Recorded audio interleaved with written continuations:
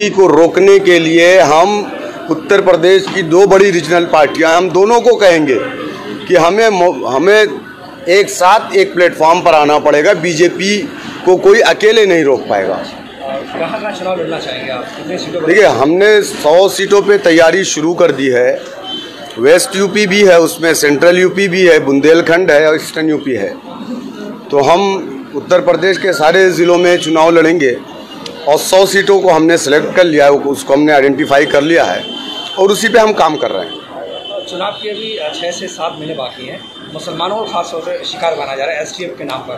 क्या कहेंगे? धर्म परिवर्तन फिर रोनिया? देखिए,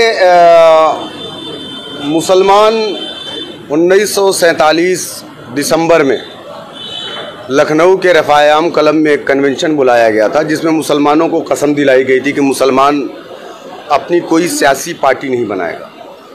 मेरा मानना यह है कि जमहूरियत की सबसे बड़ी ताकत सियासत होती है। बीजेपी आज जो भी कुछ कर रही है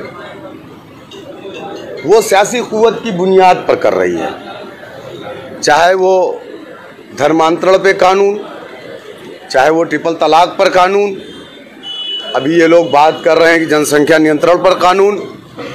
तो बीजेपी जो कर रही है ये आज कोई नई बात नहीं है।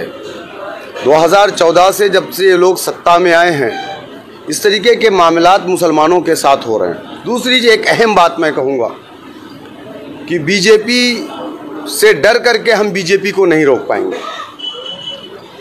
हमको बीजेपी से फाइट करना पड़ेगा और बगैर डरे हुए मुसलमानों को बीजेपी को सत्ता से उखाड़ करके फेंकना पड़ेगा। मौलाना पकड़े गए 1000 लोगों को धर्म परिवर्तन करने का मामला है, आप किस नज़रिए से देखते हैं? वो 1000 लोगों को बीजेपी लाए ना भाई, टीवी स्क्रीन पे आप चला देंगे। इल्ज़ाम है 20-20 साल बाद लोग जेल से रिहा होकर के बाइज्जत बरी आए अदालत से।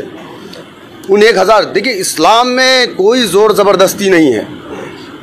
उमर गौतम जी, उन्होंने बहुत पहले इस्लाम कबूल किया, इस्लाम की दावत देते हैं। हमारा संविधान इस बात की इजाज़त देता है हम किसी भी धर्म को माने।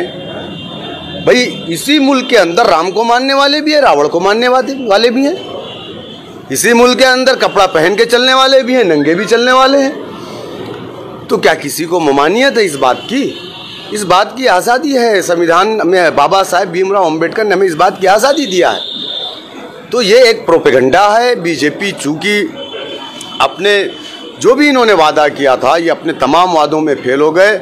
अभी आपने देखा कोरोना काल में ये ऑक्सीजन नहीं दे पाए, हॉस्पिटल के अंदर दवा नहीं दे पाए, लोग अपने घरों पर मर गए, सड़कों पर मर गए, रोड पर मर गए, गाड़ियों में मर गए। तो ये अपनी नाकामी को छिपाने के लिए हिंदू मुसलमान जैसे मुद्दे को लाती है। रोहिणी एक बड़ी समस्या देश के लिए बन गई है।